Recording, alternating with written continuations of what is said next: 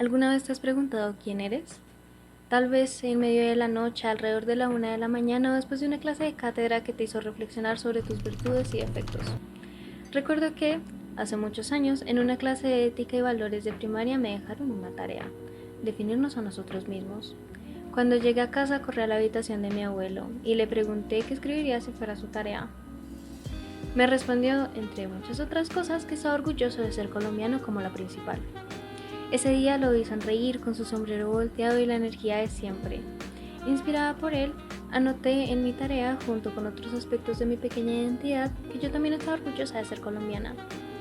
Sin embargo, hoy, con más años y experiencias, sigo haciéndome la misma pregunta: ¿quién soy? Si te preguntara a ti, quizás me dirías que odias o amas tu nacionalidad. Pero preguntándonos verdaderamente qué significa ser colombiano, qué significa ser español, mexicano o de cualquier otra parte del mundo. Si quisiéramos definir la cultura en su forma más básica, podríamos decir que es lo que nos une como nación. Desde esta perspectiva, la cultura responde a una necesidad intrínseca y fundamental del ser humano: sentirnos parte de algo. El psicoanalista Erich Fromm planteó que existen 5 dicotomías del ser, pero hoy nos vamos a centrar en una que nos va a servir como pilar fundamental para guiar este análisis. Nos centraremos en la necesidad de una estructura que nos oriente y nos vincule con el mundo.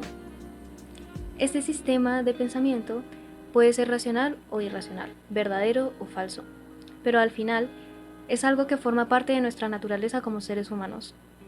Como sociedad creamos estructuras para satisfacer estas necesidades, pero el tipo de cultura que desarrollamos también condiciona cómo podemos hacerlo. Sin embargo, Fromm nos habla de la libertad, esa condición humana básica que ha traído consigo un problema psicológico.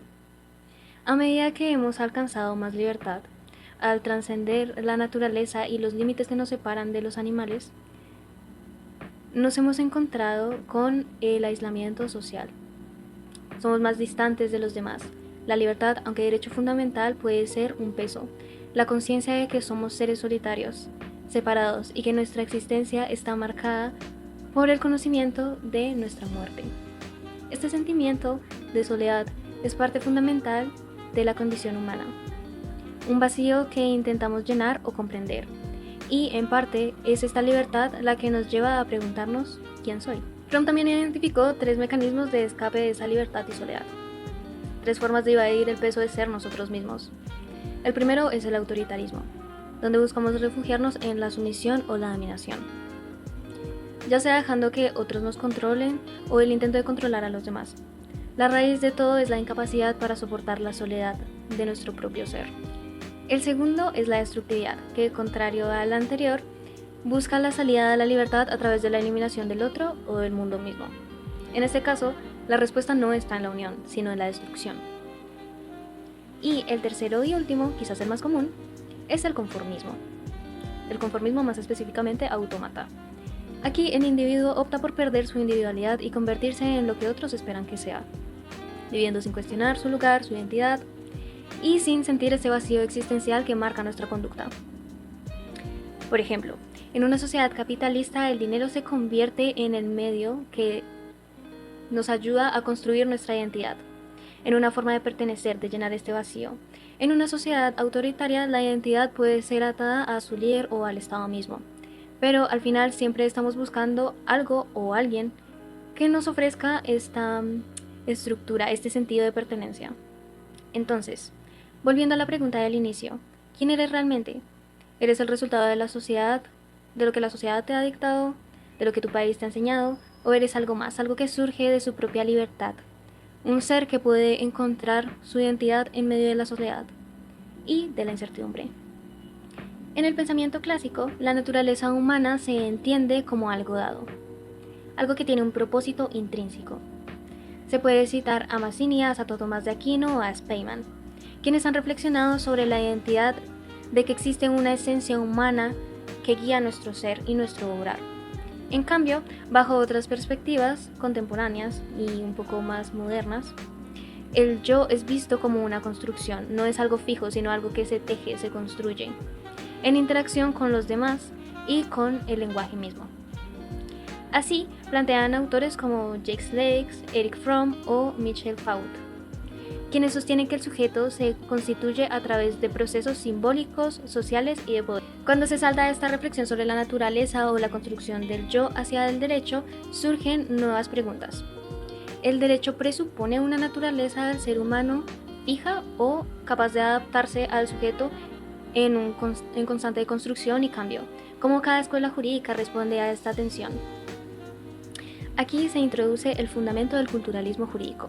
El derecho no es un conjunto abstracto de normas aisladas, sino que nace, vive y muere con la cultura. Hay que contextualizarlo. El derecho se funda en la visión al hombre del mundo o de la sociedad, que no puede desplegarse de su contexto cultural. Desarrollando la línea argumentativa, podríamos decir que existen dos grandes modelos. El modelo clásico realista, que supone que el derecho refleja un orden natural o con relación previa a cualquier construcción humana.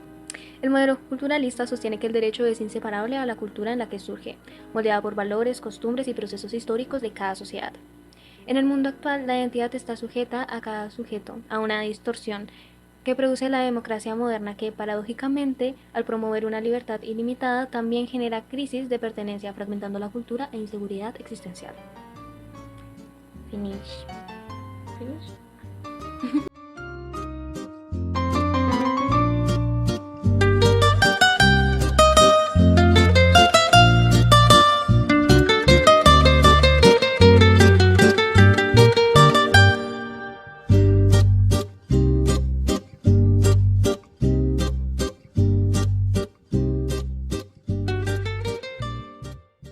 La historia de la humanidad está llena de luchas, revoluciones y promesas rotas.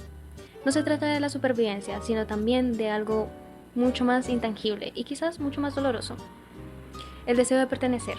La colonización, esa marca indeleble en la historia de muchos pueblos, no solo significó la subyugación de las naciones, sino que también el inicio de un proceso de globalización que transformaría la identidad de aquellos que vivieron y de los que observan desde lejos.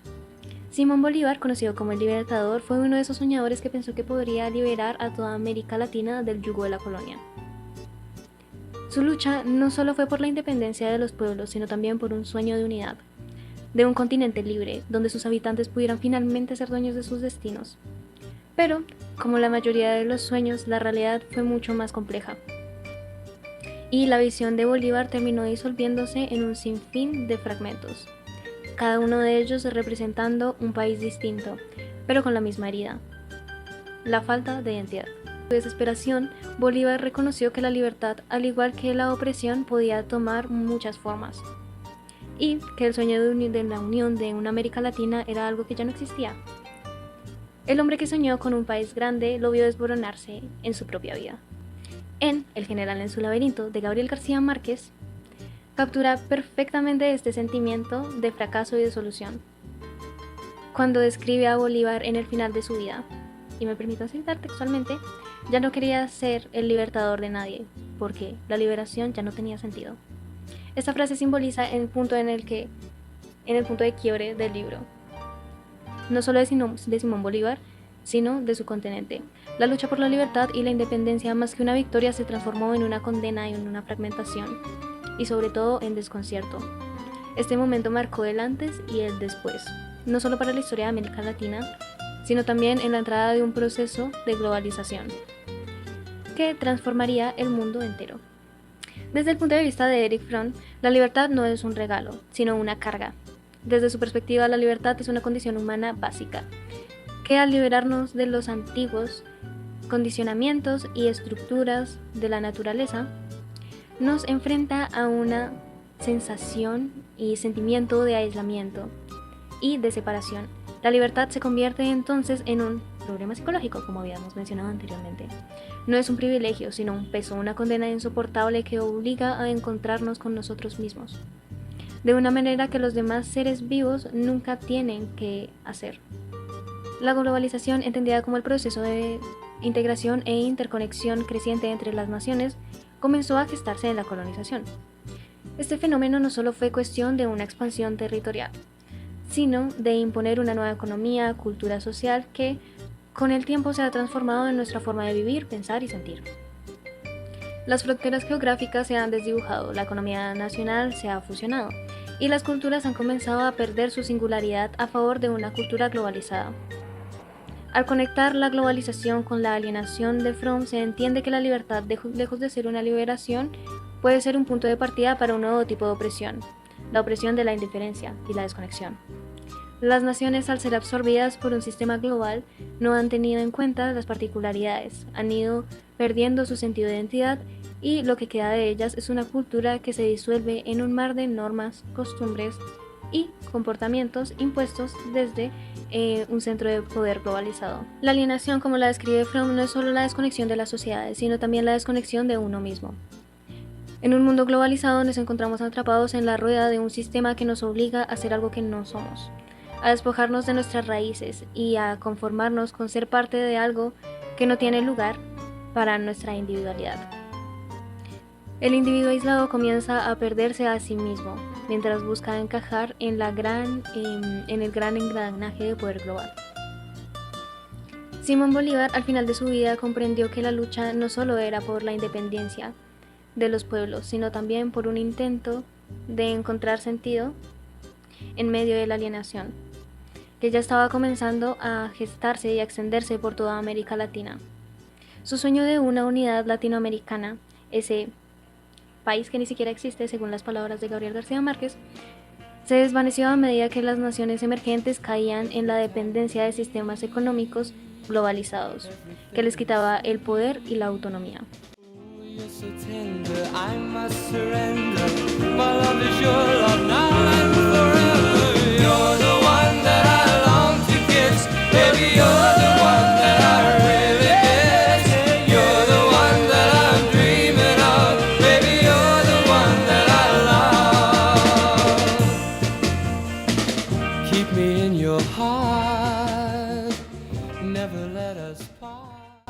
Vivimos en un mundo interconectado, donde la distancia ya no parece ser tan importante.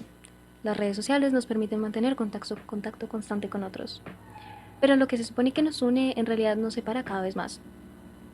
Nos hemos vuelto adictos a la inmediatez. Una respuesta rápida, una notificación, un me gusta aunque suene de boomer, y con esa dopamina instantánea hemos dejado de prestar atención a las interacciones humanas reales, estas que requieren tiempo y paciencia. Este fenómeno de soledad en medio de la multitud no es nuevo, pero nunca ha sido realmente palpable. Estamos rodeados de personas, pero dentro de nosotros se siente un vacío, un abismo que parece crecer con cada clic. Nos hemos sumergido en nuestras pantallas para intentar escapar de la incomodidad de nuestras emociones verdaderas, y a su vez nos hemos alejado cada vez más de nuestra humanidad. La solitaria habitación de nuestras mentes se llena de voces virtuales, pero no por eso deja de estar vacía. Cada conversación superficial en línea, cada interacción efímera, nos aleja más de la conexión genuina y con ello nuestra capacidad de amar de manera más profunda.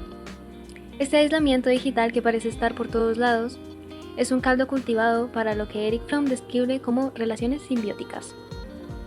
En estas relaciones dos personas pueden estar profundamente entrelazadas, que ninguna de ellas alcance la independencia real. Una persona puede ser absorbida por otra, desarrollándose una relación simbiótica, que en su forma masoquista, este tipo de relaciones, no hay un espacio para la autonomía, lo que ahoga la libertad de las partes. Por el contrario, también puede existir una forma sádica, donde una persona absorbe a la otra, negando cualquier tipo de reciprocidad. En la era digital, estas dinámicas de control y absorción se han amplificado. Las redes sociales, con su constante vigilancia e inmediatez, facilitan que se establezcan relaciones de dependencia, ya sea buscando aprobación o sumergiéndote en la constante comparación con los demás. Lo que parecía ser una forma de acercamiento a otros, en realidad nos aleja más de nosotros mismos y nos obliga a depender de la validación externa para sentirnos completos. Fromm, al analizar las relaciones humanas, nos ofrece una visión más madura del amor. El amor productivo. Este tipo de amor se basa en la capacidad de dar sin esperar nada a cambio, de fomentar la independencia y del respeto mutuo. El amor productivo se construye sobre la libertad, un espacio en el que ambas partes pueden crecer desarrollándose como individuos sin que la otra absorba a una de las partes.